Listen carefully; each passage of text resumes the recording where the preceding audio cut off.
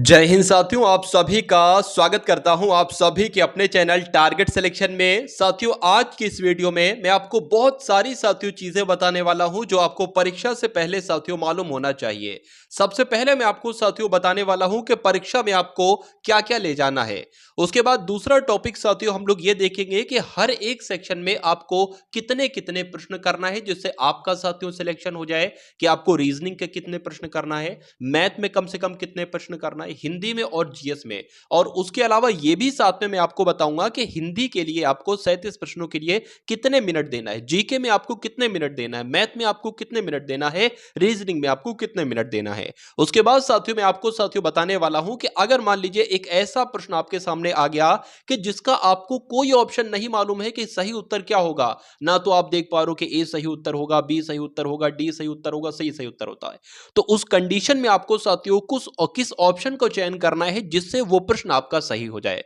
और चौथे तरीके की अगर बात करें साथियों हम लोग, तो ये एक ऐसा तरीका है जिसको अगर आप साथियों फॉलो कर लेते हैं आपकी परीक्षा में, तो ये समझ लीजिए साथियों टाइम मैनेजमेंट आपका बहुत बढ़िया हो जाएगा, टाइम आपका कम नहीं पड़ेगा। क्योंकि एग्जाम होने के बाद साथियों 100 में से 80 बच्चा यही कहेगा कि टाइम मेरा बहुत कम पड़ गया, मैं सारे क्वेश्चन को देख तक नहीं पाया, अटेम्प्ट तक नहीं कर पाया। तो ये दिक्कत एक बहुत बड़ी दिक्कत है। तो परीक्षा से पहले साथियों टाइम मैनेजमेंट की अगर बात करें, आप ये जान लेते हो कि कैसे टाइम मैनेजमेंट करना होता है, तो मेरा मानना है साथियों एग्जाम में कोई दिक्कत कोई परेशानी आपको महसूस नहीं होगी और परीक्षा देने के बाद आप पछताओगे नहीं। तो ये लगभग साथियों 5 से 7 मिनट की वीडियो होगी आई थिंक, तो आप लोग देखेंगे और इससे बहुत फायदा तो आपको साथियों मिलेगा ही मिलेगा। तो हम लोग साथियों सबसे पहले अपने पॉइंट पर बढ़ते हैं कि परीक्षा में आपको क्या क्या लेकर जाना है। देखिए बहुत ज्यादा नहीं साथियों, देखिए परीक्षा में आपको क्या क्या लेकर जाना है। एक तो अपना आधार कार्ड लेकर जाना है, अगर किसी वजह से किसी का आधार कार्ड नहीं है तो उसके पास पैन कार्ड होगा, मतलब आधार कार्ड या पैन कार्ड में से किसी एक चीज को आपको लेकर जाना है। और बात करें उसकी एक फोटो कॉपी भी लेकर आपको जाना है, भले वहां पर जरूरत नहीं पड़ती है लेकिन कभी कभी किसी किसी सेंटर वाले कहते हैं भाई इसकी फोटो कॉपी भी होना चाहिए, तो आप कहां साथियों सुबह में घूमोगे फोटो कॉपी कराने। तो एक आधार कार्ड हो और उसकी फोटो कॉपी हो। दूसरी यार बात करें साथियों जो आपका एडमिट कार्ड हो उसके साथ भी उसकी एक फोटो कॉपी होना चाहिए ब्लैक एंड व्हाइट। और उसके साथ साथियों जो आपने फॉर्म में फोटो लगाए थे ना पासपोर्ट साइज, वो 2 फोटो आपको लेके जाना है जो आपको एडमिट कार्ड में ही दिखेंगे। ये कौन सा फोटो है, अच्छा ये वो वाला फोटो है, तो सेम फोटो आपको लेकर जाना है। अगर बात करें आपको साथियों या तो काला पेन ले जाना या नीला पेन ले जाना। पेन साथियों 2 लेकर जाना, अगर एक पेन साथ आपका छोड़ दे तो दूसरा आपको इस्तेमाल कर लो। तो काला लेना या नीला लेना। स्पेशली एक पेन आता है साथियों मोटी निब वाला, क्योंकि गोले जो भरे जाते हैं मोटी निब होगी तो वो गोला जल्दी भर जाएगा, समय आपका साथियों सही रहेगा। तो मोटी निब वाला आपको पेन ले जाना है। और अब साथियों मैं आपको यह बता देता हूं कि आपको हिंदी के सेक्शन में कितने प्रश्न करना है। देखिए आप सभी लोग जानते हैं कि हिंदी में साथियों कितने प्रश्न आते हैं, 37 प्रश्न आते हैं। रीजनिंग की अगर बात करें तो वही साथियों 55-56 प्रश्न आते हैं। और जीके की बात करते हैं साथियों तो 38 प्रश्न आते हैं। और मैथ के साथियों लगभग वही 20 से 19 से 21 के आसपास प्रश्न आते हैं। मैं आपको साथियों यहां पर यह बताने वाला हूं कि आपको हिंदी में कितने प्रश्न करना है और हिंदी सेक्शन को कितने मिनट देना है। क्योंकि साथियों 120 मिनट कैसे आपके निकल जाएंगे आपको पता ही नहीं चलेगा, क्योंकि यहां पर बहुत एक्सपीरियंस हो चुका है बच्चों के द्वारा और खुद भी एग्जाम दे देके बहुत एक्सपीरियंस हुआ है, अपने टाइम में साथियों बहुत एग्जाम दिए। चलिए यहां पर अगर बात करें साथियों, देखिए हिंदी की अगर बात करें ना, मैं बहुत ज्यादा साथियों नहीं कहूंगा, बहुत ज्यादा आपसे उम्मीद नहीं लगाऊंगा, लेकिन हिंदी के सेक्शन में आपको साथियों 32 प्रश्न तो करना ही करना होंगे अगर आप सिलेक्शन लेना चाहते हैं। 37 प्रश्नों में से 32 प्रश्न। और इसको साथियों समय कितना देना है यह भी मैं आपको बताऊंगा। उससे पहले मैं आपको बता देता हूं रीजनिंग में आपको कम से कम कितने प्रश्न करना होंगे। अगर आप वाकई में साथियों वर्दी लेना चाहते हो तो 55 में से साथियों 45 प्रश्न आपको करना होंगे। अगर बात करें साथियों जीके जीएस की बात करें, यूपी पुलिस की थोड़ी सी टफ अगर कहलाई जाती है तो कम से कम साथियों 20 में से मेरी मानिएगा 38 में से साथियों 20 तो आप कर ही दीजिएगा। और मैथ की अगर बात करें साथियों, बहुत बड़ी बात मैं नहीं कहता साथियों, अगर आप मैथ में 20 में से साथियों 15 सवाल कर देते हैं तो मुझे बहुत खुशी होगी, ठीक है ना। अब साथियों यहां पर हम लोग बात कर लेते हैं, अब हम लोग साथियों यहां पर बात कर लेते हैं कि आप टाइम मैनेजमेंट यानी कि समय आपको हर एक सेक्शन के लिए कितना कितना देना होगा। देखिए हिंदी में आपको 37 में से 32 प्रश्न करना है और आपको समय कितना देना है साथियों, 10 मिनट से ज्यादा समय आपको नहीं देना है। अगर रीजनिंग की साथियों जब हम बात करते हैं, रीजनिंग में आपको साथियों कितने मिनट देना है ये मैं आपको साथियों बता देता हूं। देखिए रीजनिंग में आपको देना है साथियों 70 मिनट। कितने मिनट? 70 मिनट देना है। हो सकता हो कि जो जहां आपका क्लास हो वहां एक वॉच लगी हो, घड़ी लगी हो, तो वहां से समय साथियों जरूर देखते रहना कि मैंने हिंदी को किए हैं तो 10 से 10 मिनट दिए हैं, अरे ज्यादा ज्यादा 11 दे देना, उससे ज्यादा ना देना। अगर बात करें साथियों यहां पर जीके जीएस की अगर बात करें कितना समय आपको देना है, तो इसमें भी 10 मिनट है, हिंदी में भी 10 मिनट, 37 प्रश्न बहुत आसानी से तरीके से 10 मिनट में हो जाएंगे। जीके जीएस में भी साथियों 10 मिनट में हो जाएंगे। और उसके बाद अगर बात करें साथियों मैथ को आपको जो देना है साथियों, कितने मिनट देना है? 30 मिनट आपको देना है। अगर आप ऐसे साथियों करोगे, देख लेते कितने मिनट साथियों आपके हो गए, 70 और 30 आपके 100 मिनट, 10 और 10 आपके साथियों 120, यानी कि 120 मिनट में आपका अगर ऐसे टाइम मैनेज करते हो तो बहुत फायदा आपको साथियों हो जाएगा। तो ये तो मैंने आपको यहां पर यह बताया कि किस सेक्शन में आपको कितने प्रश्न करना है और क्या आपकी टाइमिंग होना चाहिए, ठीक है ना। ये अब पॉइंट आपका क्लियर हो गया। अब उसके बाद साथियों हम लोग वो तरीका देख लेते हैं कि मान लीजिए साथियों, वो तरीका देख लेते हैं कि अगर आप चार ऑप्शन में से साथियों, ये प्रश्न आपके सामने है ना, प्रश्न आपके सामने, और ना तो आप ये समझ पा रहे हो कि ए उत्तर सही होगा, बी उत्तर सही होगा, सी उत्तर सही होगा, डी उत्तर सही होगा, आपको कोई भी आइडिया नहीं है, तो आपको साथियों कौन सा ऑप्शन टिक करना चाहिए कि जिससे आपका वो प्रश्न गलत होते हुए सही हो जाए, मैं आपको बता देता हूं।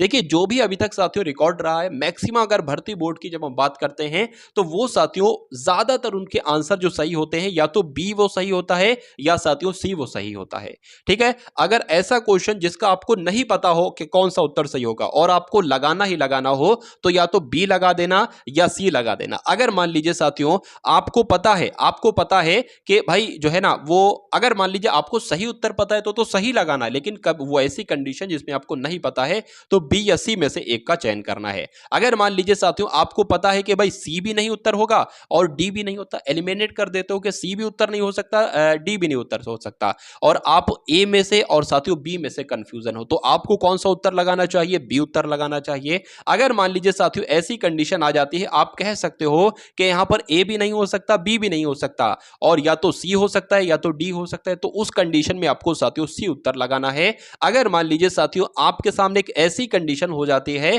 कि ना तो बी उत्तर होगा, ना सी उत्तर होगा और ना ए उत्तर होगा, तो उस कंडीशन में साथियों आपको डी उत्तर लगाना है। यह तरीका अगर आप साथियों फॉलो कर लेते हो, जो प्रश्न आपको नहीं आ पा रहे हैं उनके लिए, ठीक है। और वैसे तो साथियों उन प्रश्नों से बचिएगा कि जो प्रश्न आपको ना आते हो, उन प्रश्नों से बचिएगा।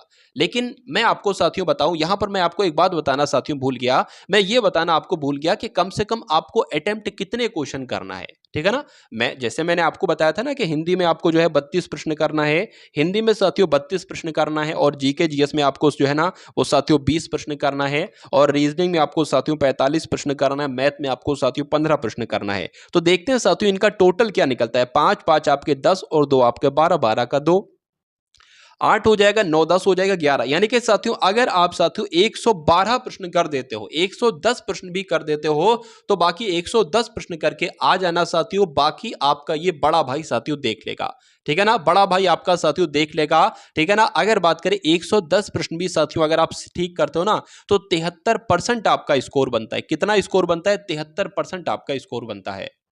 तो मैं आपको साथियों तीन तरह की बातें बता चुका हूं। मैंने आपको साथियों बता दिया कि परीक्षा में आपको क्या क्या लेकर जाना है, इसका स्क्रीनशॉट एक बार ले लीजिए। उसके बाद साथियों मैंने आपको बताया कि हर एक सेक्शन में आपको कितना समय देना है और कितने कितने प्रश्न करना है। उसके बाद साथियों मैंने आपको बताया कि आपको अगर कोई प्रश्न नहीं आता है और आपको करना ही करना है, तो आप कौन सा उत्तर लगाएंगे, कौन सा ऑप्शन का चयन करेंगे। और चौथा साथियों वो एक तरीका है जिसको आप अगर फॉलो कर लेते हो ना, तो ये समझ लीजिए साथियों आपको एग्जाम में जो कम समय की दिक्कत है वो आपको साथियों फेस नहीं करना पड़ेगी।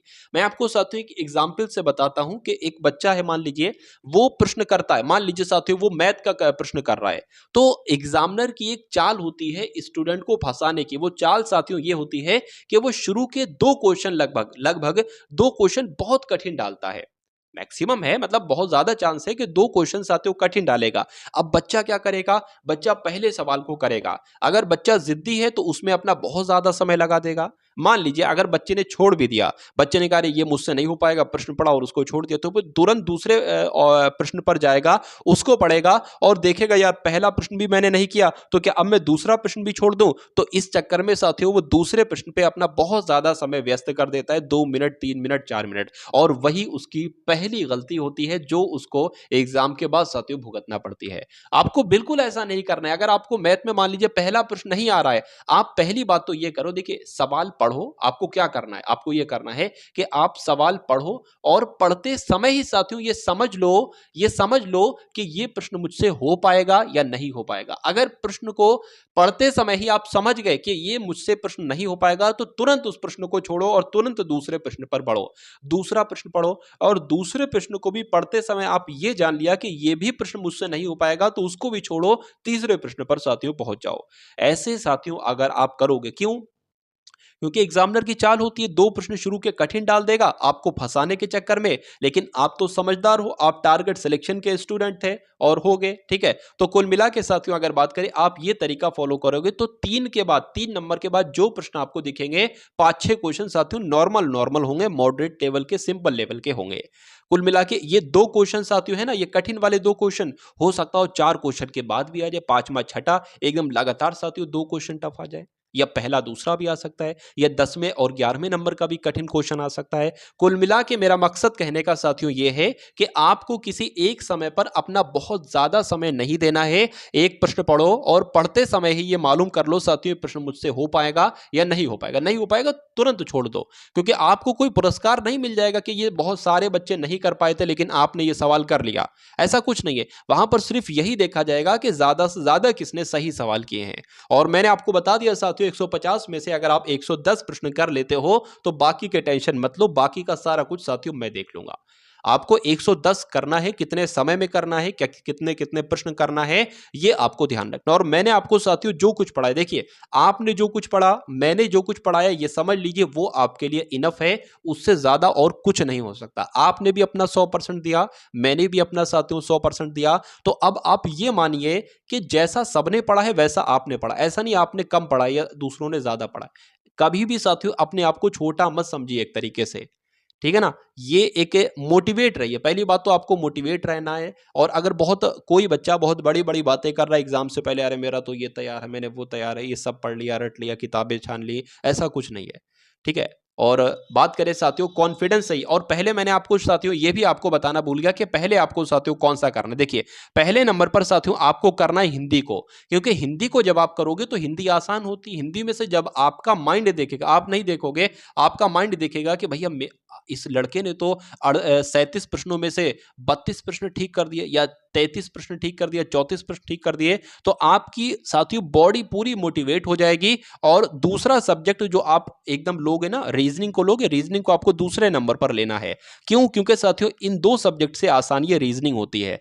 आपको ये दिल को समझाना होगा कि मुझे पेपर में बहुत ज्यादा प्रश्न आते हैं, ये रीजनिंग में इसलिए इसके बाद करने, जीके नहीं बता रहा, बहुत सारे लोग जीके को करने को बताते हैं। क्यों? हिंदी करी, लोग कहते हैं पहले हिंदी करो फिर जीके करो। जीके को मैं नहीं बताता हूं दूसरे नंबर पे करना, इसलिए क्योंकि बहुत सारे ऐसे प्रश्न होंगे जो आपको नहीं आते होंगे, और अगर आप दूसरा नंबर जीके को दोगे तो आप देखोगे बहुत सारे प्रश्न नहीं आएंगे, फिर आप टेंशन में आ जाओगे। फिर आपको जो सवाल मैथ के आते होंगे वो भी आप सही तरीके से नहीं कर पाओगे, प्लस माइनस की गड़बड़ी कर डालोगे। जो सवाल आपको रीजनिंग के आते होंगे वो भी सही तरीके से नहीं कर पाओगे। तो आपको जीके को कभी नहीं साथियों लेना है। जीके को या तो लीजिए तीसरे नंबर पर, या लीजिए सबसे अंत में चौथे नंबर पर आपको लेना है, क्योंकि एग्जाम में आपको ये खुद को समझाना होगा कि आपको ज्यादा आता है। हिंदी में आपने किया तो आपका मन ये कहेगा अरे मेरा तो पेपर बहुत अच्छा हो जाएगा। अगर आपके मन के अंदर ये डर आ गया कि मुझे तो कुछ नहीं आता, जीके में कुछ नहीं कर पाए, तो आप डीमोटिवेट हो जाओगे और फिर आपको आता हुआ सवाल भी साथियों गलत आप कर जाओगे, ठीक है ना। पहली बात तो कंफ्यूज हो जाओगे 2 ऑप्शन में कि ये सही है या ये सही है। तो आपको क्या करना है, पहले हिंदी को करना है, फिर रीजनिंग को करना है साथियों, फिर उसके बाद मैथ को कर लेना या जीके को कर लेना। तो ये तरीका साथियों आपको कुल मिला के फॉलो करना है। तो जितनी भी साथियों जानकारी थी, जो मेरा मानना था ऐसा कि आप तक पहुंचना चाहिए, तो वो एक वीडियो में साथियों मैंने आपको दी। मैं उम्मीद करूंगा साथियों जितना आपने पढ़ा है और वो आपका इनफ है। और अब अगर बात करें साथियों, अब अगर आपको पढ़ना है तो एक प्लेलिस्ट है डिस्क्रिप्शन में, उसको जाइएगा साथियों, देख लीजिएगा। यूपी पुलिस के लिए वो प्लेलिस्ट है। वैसे आपको मेरी मानिए अब ना पढ़िए बहुत ज़्यादा, अब आराम कीजिए और अच्छे से परीक्षा सेंटर पर थोड़ा-सा पहले पहुँच जाइए। वहाँ पर कुछ बिछाने-विछाने के लिए आप ज़रूर ले जाइएगा, क्योंकि अगर खड़े रहेंगे तो थक जाएँगे और जब थक जाएँगे तो पेपर बहुत अच्छे से नहीं कर पाएँगे। मेरी मानिए साथियों, एक बड़ी-सी बोरी ले जाइएगा या बड़ी-सी चादर ले जाइएगा और साइड में बिछाकर साथियों थोड़ी-सी आराम कर लीजिएगा। जो भी 7 बजे सुबह में पहुँच जाएँ, 8 बजे पहुँच जाएँ, ठीक है? बात तो लोगों से बात ना कीजिएगा, क्योंकि लोगों से बात करेंगे, लोग अपनी भी बातें रखेंगे, फिर थोड़ा-सा हो सकता है डिमोटिवेट हो जाए। तो शांत रहें, पेपर अच्छा करें, उसके बाद जो आपका मन करे वो आप कर सकते हैं।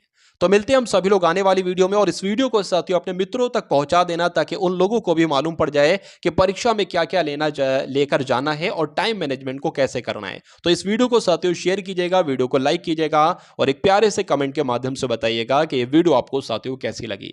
तो मिलते हैं हम सभी लोग आने वाली वीडियो में। जय हिंद साथियों।